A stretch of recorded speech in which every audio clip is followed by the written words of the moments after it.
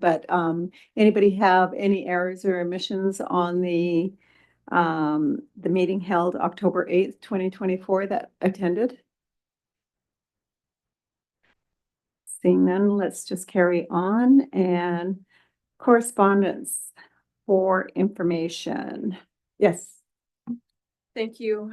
Yeah, we put on this report from the Port Alberni Community Association, Port Alberni Association for Community Living. One of our committee members, Nicole, who's not here today, sent this over. This report was done in collaboration with the Friendship Center, Port Alberni Community Association for Living, and one more partner, and NTC. And it was really focused on finding out what is going well in the community in terms of accessibility services and where there needs to be some improvements.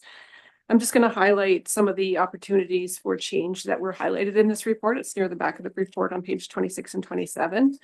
Some opportunities included lack of local supports and services, trouble figuring out or how to navigate the system when you're supporting somebody with a disability, not enough respite care, more cultural safety required, better transportation opportunities in and out of our communities, early diagnosis challenges, more specialists needed, more therapists needed, navigating the school years are difficult, and not enough recreational opportunities in the community.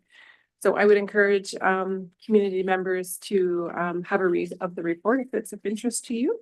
And yeah, we just wanted to share it with the committee. Thank you. Anybody have any questions or they want to ask anything on that? Nope. Did everybody read it? Okay, super. Let us go to correspondence for action.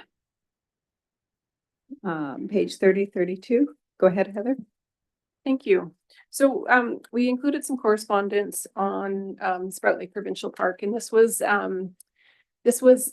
because the Accessibility Committee received some input from the public regarding accessibility concerns in accessing Sprout Lake.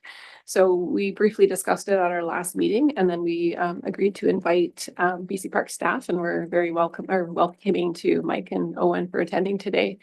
So we've invited them here to discuss accessibility and what it means to committee members and to the public.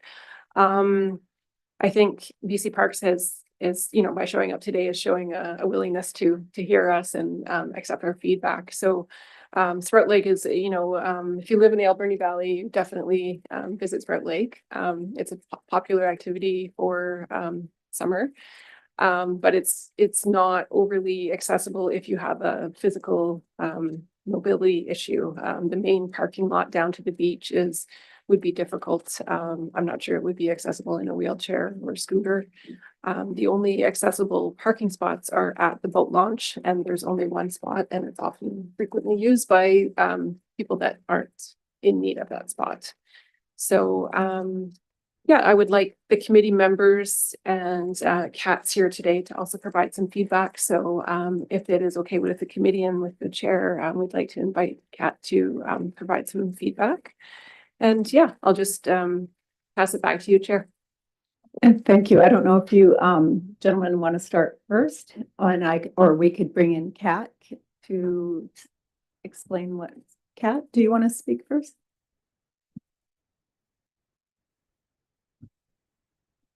So hi, I'm the person from the public who has been having access to the lake. I have 2 young children, and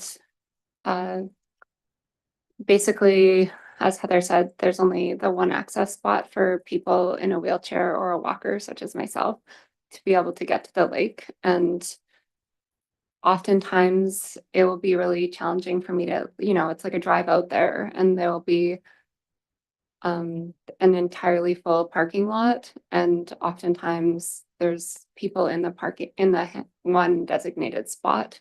And when that happens, I'll try to call the Sprout Lake number, but there's never anyone who answers. And then it basically means I have to turn around with the kids and go home because I can't walk the distance from like the public parking lot. The hill to the lake is too steep, and the entire Sprout Lake, it's all too steep for me, except for that one spot at the ramp. What would be incredible is if there was some more designated places for parking, as well as if that path right beside the designated handicap parking could be paved. It would make it a lot easier for people with any sort of mobility aids. Also, like a couple, I'm not trying to be greedy, but even just like picnic tables with like wheelchair seating is something that's really popular in other communities. It would just mean that people like myself could take the kids and enjoy the lake there. That's all. That's really great insight, and I'm going to get you to respond here. I'm just kind of curious to know a couple questions that I come up with is the picnic tables and that. I think that's really worthwhile to talk about because there is a lot of people that do have chairs and need to do that. Or when you're talking about the cement pad, are you also talking about like rails too on this, you know, like some kind of a railing system too on top of that? I wasn't thinking about railing systems so much as it's just like it's like a gravel path there. So and which continues on along by the bathrooms and everything. But if there was like a paved portion, that'd be really nice. And yeah, the more you know, accessible kind of modifications, the better. I have some ambulation. Some people don't have any ambulation, and I don't know how they get around. They probably don't get to go to the lake and enjoy it at all, because of how difficult it is. But yeah. What about accessible bathrooms? I don't know. Don't remember. If there's accessible bathrooms. I mean, one bathroom. There is accessible bathrooms there at that place, which is great. That's good to hear. I still look at the one side to have rails on because there's seniors that do have problems walking. It doesn't necessarily, you have to be in a chair to go down. Accessibility is pretty open there. And the width would be really important too with some wheelchairs or some really, and I'm not saying those chairs are actually going to be down at the beach, but there could be. Some chairs are really huge too. So that's another thing too. I'm sure if it was more accessible, like more people with physical disabilities would go, because right now it's not. And everyone likes the lake. So. Exactly. Okay, gentlemen, I'll leave it whoever wants to speak first. Mike or Owen. Thank you. I appreciate it. I did get some public feedback this year about the spots, the lack of designated parking area. And I think that's important that it be raised again. So thank you. Owen and I will certainly be taking away quite a bit to talk about when it comes to the accessibility of Sprout Lake. I remember looking at a management document once saying that the petroglyph trail was actually an accessible trail. And I pushed back on that because I said, I'm not sure how you would define accessible, but I don't think that's the case. There is a resistance to paving. Oftentimes it's very, very expensive, but also we have issues sometimes with the lake level in Sprout Lake Park. I think something's happened maybe with the weir management, so we're not seeing the day use flooding anymore. Up until a few years ago, every winter we would have 4 feet of water in the day use. So we had issues with graveling or paving or making the choice between the two. It's not an excuse. I'm just gonna say, yeah, the boat launch stays paved. Right? Yes. So Yeah. Well, not the turnaround part, but yes, the actual launch itself is the only paved part of the park, with the exception of the road. But that's not to say that maybe that access trail shouldn't have something, maybe maybe paving or maybe some kind of chip sealing that's really tight. Mhm. To allow greater access. But I think increasing the number of parking spots is a easy solution. I don't think that's something that stands in our way, so I can see that one happening. The paving, that's something Owen and I will have to discuss, but I don't see that being a huge issue if we can designate certain like widths of the trail. Maybe we pave the whole thing and then that's a wrap, and that could make it accessible to many more people.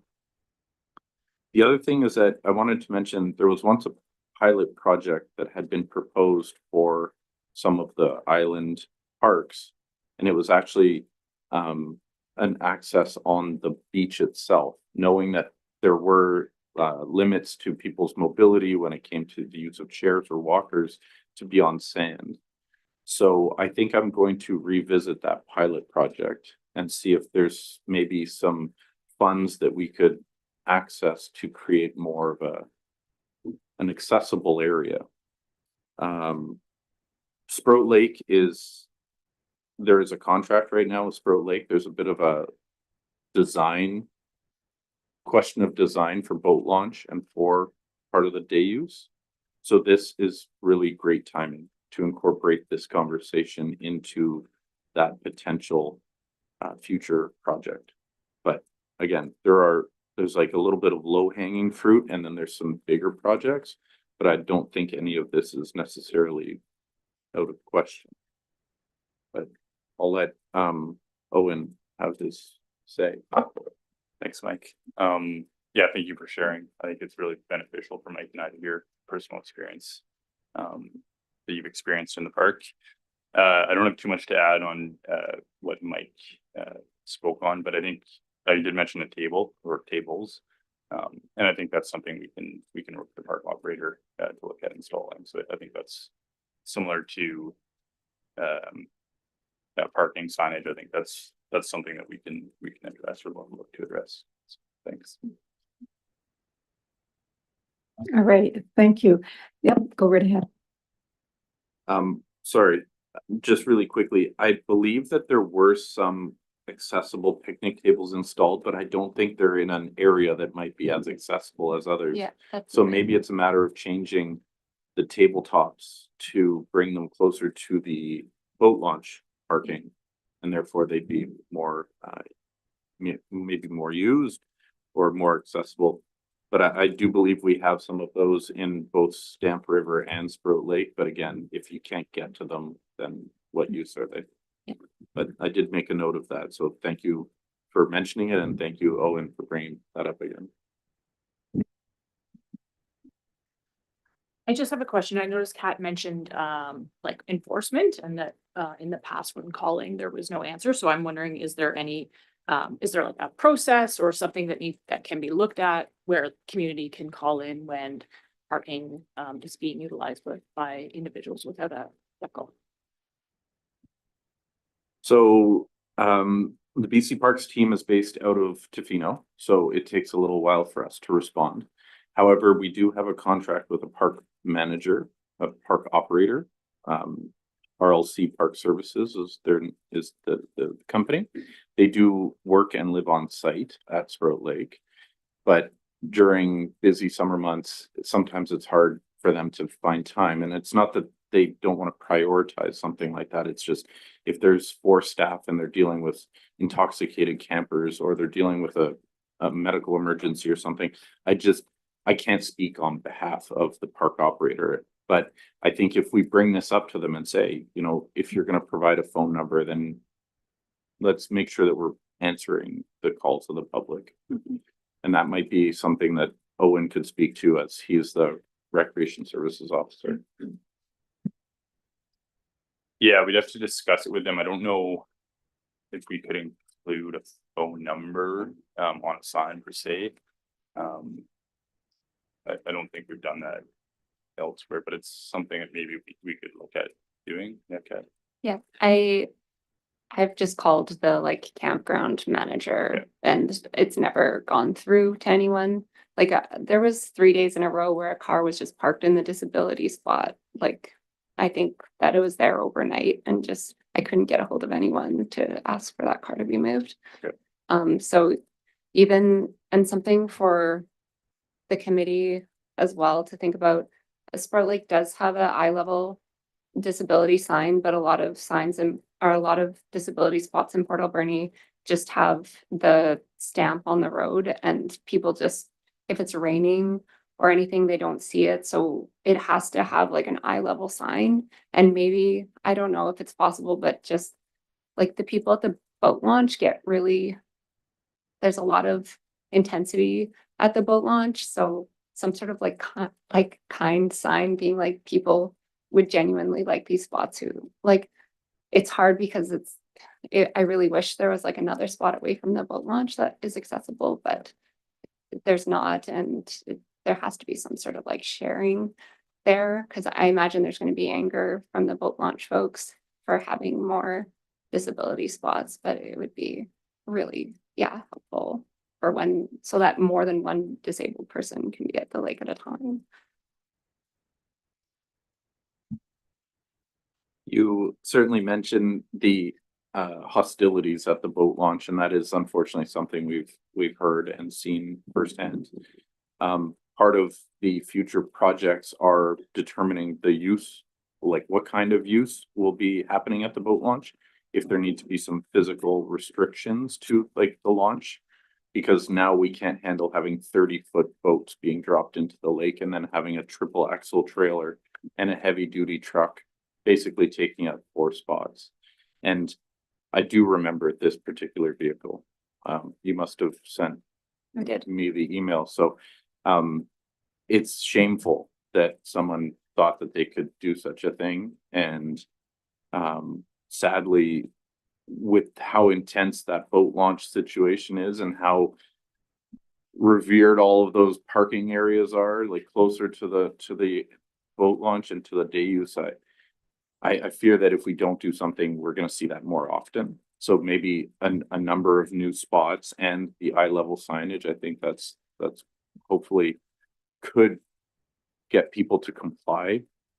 But the boat launch has become its own beast now, and it is very intense down there. And again, Parks is looking at how we are going to manage this in the future, because the vast majority of boat launch users are not park users.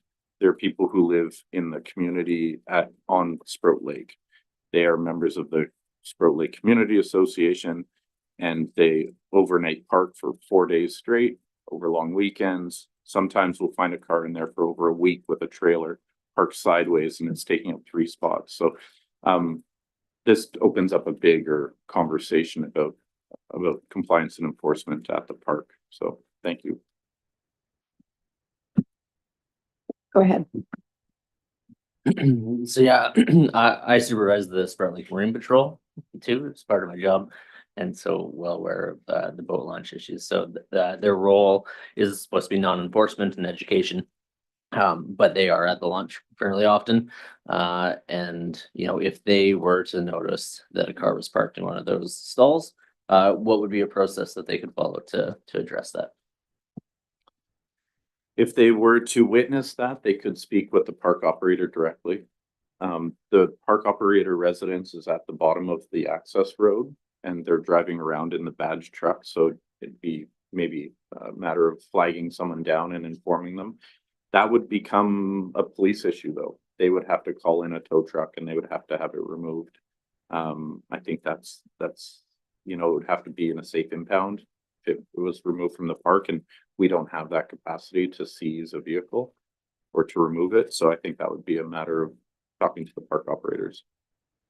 And when the season starts again next year, why don't we get together and we can get a list of contact numbers for both the Marine Patrol folks and for the park operators. Make it easy to communicate. Go ahead. I just have one more thought on that, just in terms of like signage and things like that to like promote compliance is potentially like an educational piece of fines, that tow trucks will be called or things like that, which maybe is something also to be considered for not only like eye level signage, but also just as like a deterrent to people so that, they realize like if I leave my car here and I don't have a decal and I'm gone for 4 days, my car will not be here when I get back. And hopefully that could also help mitigate some of the issues. I think we will be looking at that in depth for the project that we've got rolling in. There will be quite a bit of community communications coming forward about overnight parking and others. So as a part of a signage project, that's a very real possibility that we wrap that up and inform people of where they can and can't park. And hopefully we can curb the overnight parking and also the parking in non-designated or non-designated vehicles being parked in designated areas. So, but thank you. So I have a couple of things here. Kat alluded to another spot. Is there another spot for people for accessibility, or is the boat launch it? Given the topography of the property, the other day use parking area, which is adjacent to the lower campground, is quite steep. And I don't think that's a possibility. And sadly, that's where the accessible tables are, is at that lower grassy area. So it doesn't serve any purpose. And this is what we need to hear. So it's perfect. Yeah, I regret that area was redone a few years ago to promote, like, for ambulance access. And so the grade was considered for vehicles, but it was already too steep in advance of that project. So I don't think there's really any other options than the boat launch, sadly. Like even for the entire lake, even if you're not going to like a permit, there's nowhere that's accessible. Yeah. Like it's all too steep except for Snow Creek actually is quite accessible, but then you're an hour drive. Yeah, because we have Camp 10 on the lake as well, and that would be too steep, as would the Taylor Arm access. So you're right. It's interesting, back in the day, let's go back in the day. I always say that. Nobody thought about accessibility for anybody in wheelchairs or crutches or however they mobility issues, right? And now look at us where we are. We are now concerned about accessibility for beaches, any beach, and I'm talking about ocean as well as lakes and that. So this is really important. Will we get there? Maybe. When? I can't always answer. We can certainly try to get there. And it's too bad about this spot. The regarding the enforcement of the parking and that, I think that's really important because anywhere I've been with people who have stickers saying, hey, we can park in a handicap zone or even in town, right? And they can walk, although we know accessibility doesn't have to be visual, it can also be, but a lot of people don't see it that way too. So I think that's really important about the enforcement. And just give me 1 second here. But the caretaker, I'm just wondering, what power does the caretaker have? To me, you could, if you're driving down and suddenly you can't park there, and then you got to go through all this phone calls to say, hey, I can't park because somebody's parked there for 3 or 4 days. It's really frustrating because then you get a phone and you get on the phone and it goes, press 1 for this or press 2 for this. And by the time you finish, I just want to talk to a person. And I know from my own, just trying to phone somewhere, the government or whomever, it's really frustrating. You just give up and you go away and it's not a good sign. Kat, go ahead. Yeah, it's okay. For example, it looks like I'm pretty able-bodied and I used to be, but like I can walk about 50 feet. So it's just a reminder that like some people they aren't very mobile, even if they appear to be walking, like they might need a wheelchair after like a minute or two, yeah. So it's really important. I know there's mats now. I see you, Veda. there's mats for some of the beaches and that. We were donated 2 of them, the city of Port Alberni. But I'm just wondering if more accessibility with these mats would work for, has Parks looked into it for accessibility? Yeah, as Mike mentioned before, it has been piloted in a few parks. I know at Raft Trevor, we piloted, I think it's called a Moby Mat. And I know there is like an accessibility committee like within BC Parks at the kind of our headquarters level. So I think it's something Mike, you and I can bring forward. I don't know where that project's at, but it's something that we could potentially look at, including in the beach area at Sprout Lake as well. So those mats are great and I've been to a couple parks with them, except they do need, like, they need frequent maintenance Yeah. because they get gummed up with sand and rocks and then they're just as inaccessible as the rest of the landscape. So it's something to look into. Veda, you have a question or you want to ask something? Thank you. Yeah, 2 points. I'm wondering if there is a sign that says overnight parking not allowed. Could be done in the day use area, near the day use area, and that says vehicles will be towed if left overnight. That might help solve some of the parking issue at the day use area. And the other thing is, I'm wondering if it's worth doing a motion to bring the issue to the area planning committee for Sprout Lake, because we're currently in the process of renewing our official community plans. So it might be worth a motion to bring it to the Sprout Lake APC. Unfortunately, we don't have a quorum, so we don't have a motion, but we will note that on our minutes and it can be suggested over to there and then we'll make it formal when we do have a quorum. So gentlemen, do you have a comment or anything to, or you're good? I appreciate the suggestion for signage. It works in certain places and not in others. Unfortunately, Sprout Lake has had a long history of non-compliance when it comes to overnight parking. But like I mentioned earlier, there is a bigger project on the go, and that will be part of that future engagement with the community. And whether the boat launch is made into that $2 million launch that local community members want, or if it will be reduced to a certain size limit, we're not really sure where we're going with it, but the communications piece with the community will be absolutely paramount. But I do appreciate the suggestions.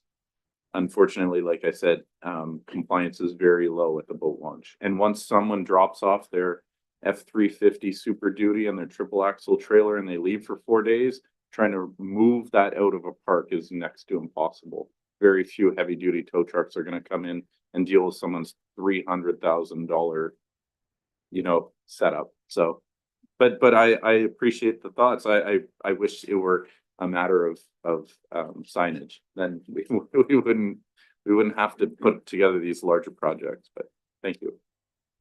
So just a quick question, what about parking tickets? I know we'll probably be hung for that one because people don't like that, so. If we have to go there, I guess we will. But again, the Clayoquot team is 2 full-time staff, and I have 1 seasonal ranger who I get for upwards of 9 months. And then we have the contracted park operators who they don't want to get, harassed and assaulted every time they write a ticket. And their responsibilities, I don't think they range as far as writing 40 tickets a day. And yeah, there's the level of hazard and danger to their staff as well. Yeah, I was just going to mention the park operators don't have, like, they're not peace officers, so they have no they have no ability or authority to issue tickets. So it's warnings or evictions only. And it's going to be hard with the RCMP too, because the RCMP have their own, a lot of issues going on in communities. So what's more important? Where are we going to go with the RCMP? So, you know, I'm not sure what the answer is there. Does anybody have any other questions for these gentlemen? Yes, go ahead, Kat. I'm just wondering, because it's such a joy to be in the water with my kiddos, like, do you guys think that there'll be more handicap parking for next year, like for next summer? Yeah, for sure. I think Great. that's something we can easily accomplish. Thank you so much. And when you do the handicap parking, make sure the width, you know, like a lot of parking nowadays are getting narrower and narrower, and you're going, how do you open a door to get a chair out and stuff like that? So that's really important to know, and the way people park. So, you know, hopefully it's more than two, because for sure there's going to be people that are just going to park and they don't have a sticker or anything like that to indicate it's a handicap parking. So anybody else? Yep, go ahead. I'll just add the additional spots will be temporary until the remainder of the parking area is either redesigned or improved in some way. And then we will make sure that that is very much permanent and well signed, wider, the best locations. Like, yeah, of course. And so I'll add or ask, what about accessibility to like to the beach itself? Next year, or are we waiting for a plan? I don't think Owen and I today can make any assurances of those future plans, but hearing it and being part of this committee makes it just that much more real when it comes to our work planning.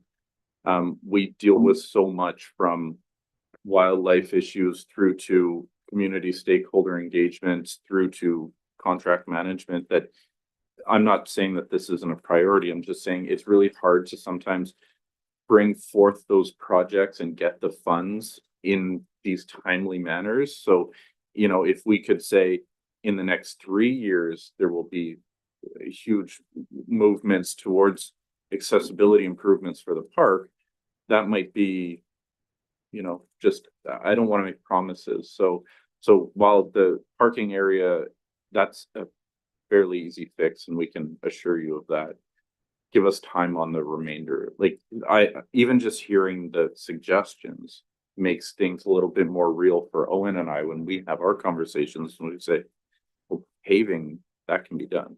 The Moby mats, maybe the concern you brought up about their maintenance, that's something that we need to write into the operator contract, right? That they're out there doing regular maintenance. So it's yeah, government moves at a little bit of a slower pace, but please don't think that we don't take it seriously or we don't want to prioritize it, because yeah, this larger project will incorporate all of these things. Yeah, thank you so much. The spaces are huge, and then thinking about that, I never even thought about that path being paved, but if it did connect it to the other portion, it would be like obviously really nice to be away from the boat launch too, because that's like a more peaceful, just like lovely, more family area than the boat launch. And sometimes like the boats are on the beach too, like where the only access is. So like if you could actually move away from that, it'd be amazing for the future. Thanks. I'll just say, even when the pedestrian bridge was replaced last year, that was one of the concerns, and that was one of the things that needed to be addressed, was that it was level and accessible, but maybe not as much thought was put into getting to the bridge. Yeah. So again, pieces that we'll put together, and thank you for the suggestions.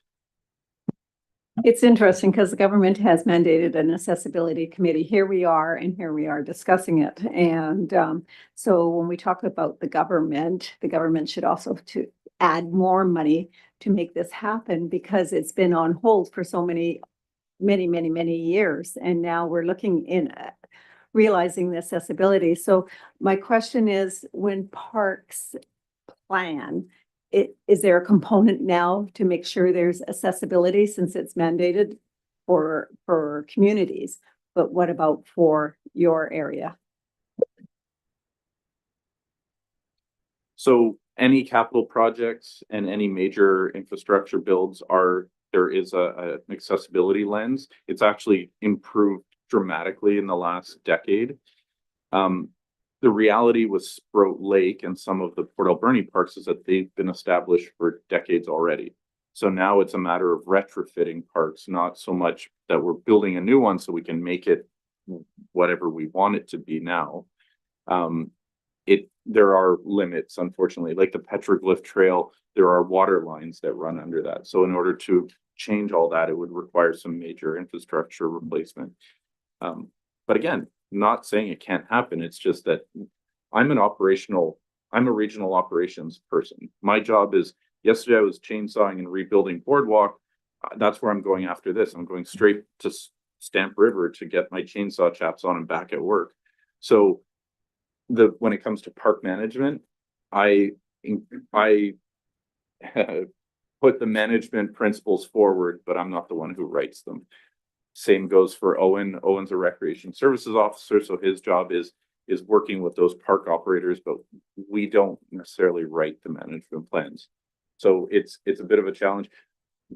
You know, maybe moving forward, this group could probably have these discussions with the provincial accessibility committee for BC Parks. That might be a better venue for these types of conversations to happen, and not just for targeted parks, but maybe on the bigger grand scheme of things. I see Owen nodding, so that makes me feel good. I think that's really great, and that could be a recommendation to the ACRD board regarding ABIC to the regional district board, and where they could bring it up at an ABICC meeting or a resolution, or to the UBCM. Let's just hit all the government there, and with the ABICC next coming on the next up, it might be worthwhile to bring that resolution to them.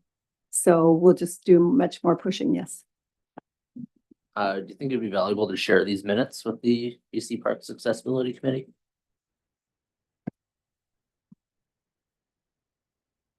I think it would. I think it would be a matter of Owen and I reaching out and saying, hey, we had this experience and it's got an incredible amount of value, and the community's put a lot of thought into this, and the district, and I think it would be well worthwhile. Do you want us to the minutes come from us or from you? We can share it directly or just give them to you. I think if it comes from us, that might be maybe a little more efficient and stronger. So yeah, more content. Yes, go ahead, Heather.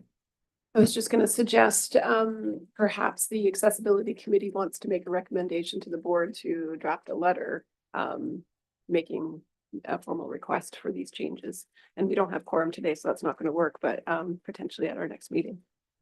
Exactly. We can also make a suggestion to the ACR, not a recommendation, but a suggestion that the ACRD board write that letter, because by the time we have our next meeting, so why don't we just bring it forward to the ACRD board to make that recommendation? Yeah, so Director Siga, tomorrow at the board meeting, are you attending, and would you be willing to bring forward that recommendation? Okay.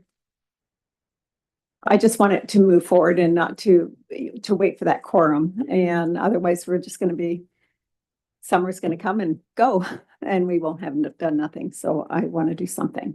Anybody else have questions or comments? Audience members? Did you want to go ahead? Just say your name and where you're from. Can I?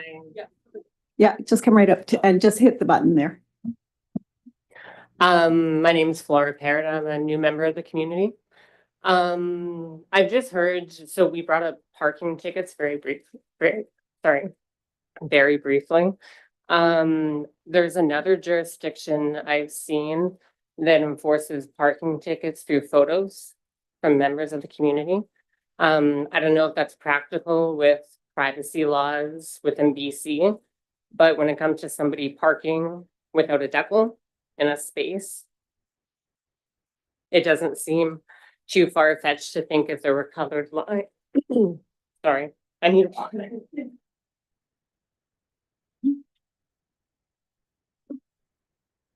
If there were colored lines on each side of the card to represent this is in a accessible space, because you won't be able to see it from the front of the vehicle. We can see there's no decal. Can that be handled, and can a ticket be mailed to people It might not help people, it might not help Kat the day that you want to use the park, but it's, if you can't get a hold of anybody on the spot and you're going home, at least that person gets the message. Comments, gentlemen? Yeah, I think it's, thanks for that. I think if moving forward, if you observe someone in a stall that shouldn't be there, parked there, like as Mike said earlier, our ability to respond is limited due to staff resourcing, but I think is something that like Mike and I, we have ability, and Mike's staff have ability to we can follow up with enforcement like further down the road, or maybe it's we can, if we have a license plate, we can call the registered owner. So that's something that we can do, and we've done before in other parks. In terms of getting that information to us, if we have a photo, you know, we would need the license plate. So if we have a photo of the vehicle in the stall, then we could look at potential enforcement measures, and then getting that information to us. BC Parks has we have like a general inbox email, so we could provide that, and then it'll get routed to us from our headquarters team. Would that ensure a ticket is sent to the person park there? It might not necessarily mean a ticket. I don't want to commit to giving a ticket. It might mean maybe a conversation, but it's something that we could follow up with. Even in Port Alberni, like this isn't just a Sprout Lake a thing, like the Harbor Key, for example, always has people parked in designated handicap spots, and I've called the city, which is their jurisdiction, and the bylaw officer that, like, the city basically told me that ever since COVID, they stopped ticketing people who are so there's no repercussions as far as I know for even within the city for people parking in handicap spots. And I've called because I've wanted to go to the farmer's market and had to turn around, and that's why but the island. So they only have like paint, a lot of the handicap spots at the harbor are only painted, and like I said, it's really hard to see. So they I know they've added 2 eye level signs, but if Port Alberni could put, like, just the city, even, I don't, like, more making sure that there's eye level signs, but it's not just like a Sprout Lake thing is what I'm trying to say. It's in Port Alberni as well. Wrong side. I would agree with you on that. I've heard down at the Harbor Key that some people are mentioning, we wish there was more handicap, especially across from Port Boathouse. If you're going to go into those little stores, of course, there's no there's no handicap. And you are right. Since COVID, there has been no custodian going around marking the tires and like they used to back in the day. And I've had that discussion because if you go up Argyle, sometimes when you're looking for a parking, there is no parking because the street's getting busier and busier, and especially with new development that's going to go on Argyle. We have an apartment building that's going to be built. Although there's underground parking, there's going to be, with the pub going down there and then the SOMAS development, eventually it's going to get harder and harder. So we're going to find parking is going to be even tighter. Johnson Road's going to lose 4 parking stalls in front of the businesses with the provincial government redoing the highway there. So accessibility is going to be a little harder. That's going to be an interesting. When we had meetings to talk about just about the parking going away, if highways had their choice, they would actually have no parking because it is a provincial highway, right? There would be no parking. So mentioning it to our CEO and asking about how are we going to enforce this, because there's businesses that will park their car right in the front of their businesses and for a while, right? And so so the accessibility is not there. So how do we police that? Well, because we don't have anybody marking the tires anymore. There was discussion, CAO and I, not the rest of council, just so you know that, and about maybe we contracted out. And the fines are like $25, $30, where back, I remember parking in front of the Capitol Theater, and it's not for accessibility, parking in front of the Capitol Theater, and the parking fine was like $6. Okay, I back out, pull back in. This is my younger years, guys. And change my tires, and I could park there all day by doing that, right? Things have changed, it's different, and it's something council will eventually have to look at, and Sarah can make comment on that, because I'm sure she has comment. Thank you, Chair Solda. Yeah, I'll just add to that. That parking continues to be a discussion within our bylaw services department, which are overarching is the community safety and social development. And so I'll just add to that council's mandate right now under our enforcement policy, we have to work on a priority basis based on capacity. And so we are working at a priority one, which is safety only and by complaint, unfortunately. And so as our capacity grows, we're able to build out what that priority listing looks like. And so it continues to be a discussion about how we can approach that. But at this time, we are working with one bylaw officer, and so it is a priority sequence and currently based on safety. Thank you. Eventually, we'll get somewhere. As we see the highway, like Johnson Road change and Argyle even more so busier, as it will change. Also down at the Harbor Key, just to go back to the Harbor Key for a second, I've had complaints from people about how tourists come, and even anybody catching, I call it the Lady Rose,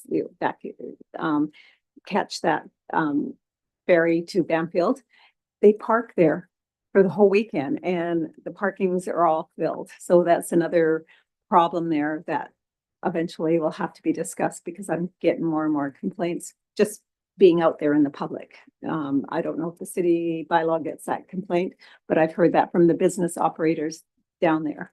But so anyways, that's a lot of little issues in our community, but for beaches and stuff like that, I believe we need to change how we've looked at accessibility, and I believe we're moving in the right direction.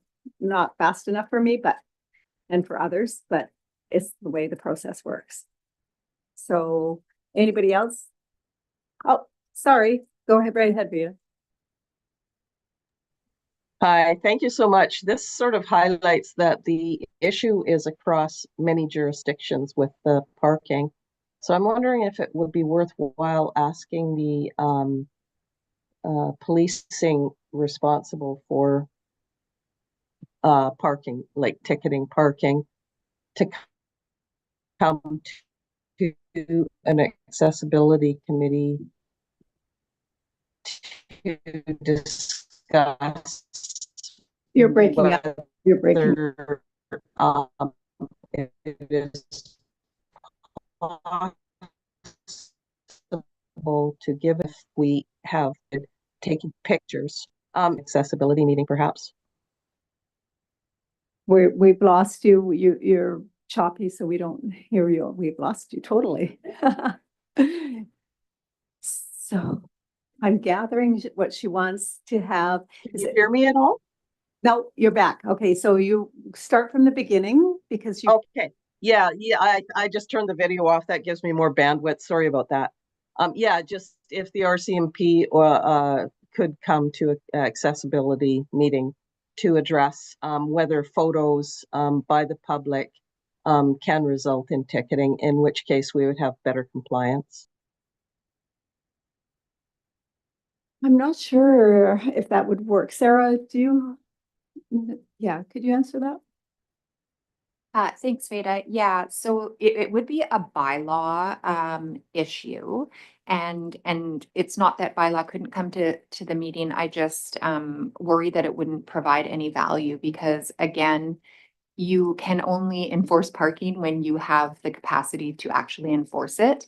And so that's what we kind of struggle with at this time, regardless of whether we implement parking again. It's that piece of being able to actually enforce it. Otherwise, it's just a false fine, and then you stop getting compliance, and it doesn't serve the purpose anyhow. And what I can do is maybe have a conversation with with the team, and see if there would be any value on having them come in to speak a bit more about that, and I'm happy to do that. Thank you. Okay, so, it's interesting because when you talk about compliance and that, and it's a running joke, oh, the city hasn't got anybody, we can get all the tickets we want, but they're not gonna do a darn thing, so what the heck, and it's a running joke. And I've heard this through social media and stuff like that. So it's really important, if you're gonna do something, let's make sure you can do it and not just put it in up there in writing, because nobody will comply to it. And if there is no checks and balances to it, what's the point? So it's just a waste, and it's a waste of money, and it's a waste of the people on the other end of it that really need to have something done. So anyway, so I guess that brings it into the parks. And I just want to say thank you, gentlemen. It was very important that you were here, and I think, Kat, that helped you. We'll see the outcome, let's put it that way. And I have no doubt there will be an outcome at the end of the day on this. And otherwise, we'll be haunting you. I'm just kidding. So if you final words. Yeah, I think just thanks for the invite to attend the meeting, and Kat, really appreciate your comments. I think that really helps Mike and I put perspective on things. And yeah, I think the stuff that we can definitely action in the next little bit here, definitely the parking stalls, and we'll talk with our park operator about moving a picnic table or two down to the lower beach area. Anybody else? Nope. Thank you. You can stay for the rest of the meeting, but go. Sorry. Okay. I appreciate the invite. I appreciate your candor. Thank you for your comments. And I hope that you can appreciate the park a lot more next year with a few improvements. Just for everybody's sake, just knowing that how small our committee or our group is, similar to bylaw, we are 2.5. And I take care of 165,000 hectares in 38 protected areas. So while Sprout Lake is one of our more visited and more important parks when it comes to guest services and visitation, just takes a little bit of time. So this is a very productive discussion today. Owen and I will walk away with lots of great ideas. And like Owen said, some action items that we can get done sooner than later. But maybe we can revisit some of these things in the new year and be part of the accessibility committee again, maybe when we've got a little bit more of a vision in the spring. And maybe we could provide some updates then. But thank you all. Appreciate it. That sounds great. And Heather's taken note of that, and we will send you an invite earlier in the spring. Heather? Yeah, please let us know when you're available and when you want to come back anytime. That would be great. Yeah, I just want to thank you both for making the time to actually come here in person. It was great to have you here. And thank you, Kat, for sharing your experience with us. You're more than welcome to stay for the rest of the committee, but that's kind of the end of the parks discussion. We'll move on to a couple other items. So you're welcome to stay, but you can also freely leave. You're just looking forward to changing and getting into that. Yeah, chainsaw moment. I can tell. It's a man thing. Thank you very much, gentlemen. Thank you. Okay, so let's go next to reports. Heather? Yes, so I do have a request for decision on the agenda today. However, we don't have quorum, so we're not going to be able to pass the resolution that I've recommended, but I'll just let you know that the regional district is interested in applying for the Spark BC grant, the local community accessibility grant. There's up to $25,000 available for each local government. And we would be applying for staff training, so customer service training, communications training, how to conduct accessible meetings, community engagement sessions, and then accessibility training for our ACRD managers. So we do, as part of the grant application, we need a letter of support from the accessibility committee. So that's why we are bringing it forward today. However, we don't have quorum, so we're not going to be able to pass that resolution. So Heather, could yeah. we just give me 1 second Yeah. here? Kat, thank you, you guys, for coming, and anytime. Yeah. Okay, So you're most welcome. So Heather, could we not send it out, fan it out in an email, this motion? No, that That's not doesn't gonna work? comply with our procedures bylaw. So what I would like to suggest is that I poll the committee members and find a time that works where we could have a very brief committee meeting just on Zoom to pass this one resolution. So I don't really particularly want to wait until February of next year for this. So if the committee's open to that, I might try and find a time next week. Just a 10 or 15-minute meeting on Zoom where we could discuss this and pass the resolution. That would be great. I don't want to wait till February because, you know, if you don't, the opportunity is now. Yeah. And maybe do a monkey Zoom that or something, a monkey to find Yeah. out if it's earlier the better Yeah. or later. Yeah. And give them a couple of options. Yeah. Definitely. And just say how important this is. Yeah. So I think that's important. Okay. Grants, when they come, I like to go right for it. Okay, so reports. Let's go to next City of Port Alberni Master Planning. Go ahead, Sarah, you have the floor. Thank you, Chair Solda. So you may recall that I did speak about master planning at the last accessibility committee meeting.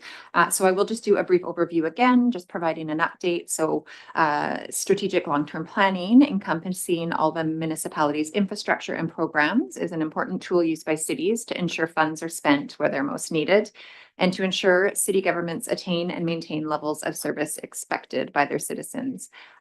This year, for the first time, the city is embarking on a development of series of comprehensive citywide strategic master plans. These plans will build on the official community plan and past planning studies to provide the city with a roadmap.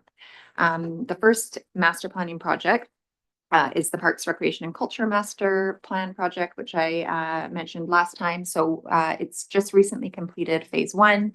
And so I will actually be having our consultants and staff that are involved with that coming. They'll be reporting out on those responses in the new year. And I have them flagged to come to the February accessibility committee meeting to present to the committee. The other master plans will be the fire services, stormwater, transportation, watershed protection, greenhouse gas management, and wastewater and water. And so I just invite community members and the public to continue to visit our Let's Connect PA.ca. We have an overarching master plan project page on there, as well as each specific master plan begins, it'll have its own separate page alerting you to the many opportunities for community engagement. Obviously, it's extremely important that we have the input from the public and particularly as it pertains to accessibility. Thank you. Any questions for Sarah? Nope. You said that very well. That was pretty good. Okay, so any late business? No late business. I just wanted to mention that Kristen recently sent out the committee invites for 2025. So you should have received 4 invites for next year. And then I will send out an email doodle poll asking for your availability for next week. Super, thank you. And any more questions? Anybody on Zoom? There's only one person. Any questions? No, thank you very much. Sorry about the internet. It's okay. We can hear you. That's the most important thing. And anybody else? Nope. Okay, so we won't. Oh, Sorry, just there's no emails and the responses and no questions from the public on Zoom. thank you. Okay, so we won't have a motion to adjourn. We'll just adjourn. So enjoy. Merry Christmas, everybody, and enjoy your holidays. Thank you very much for participating. Have a good holiday.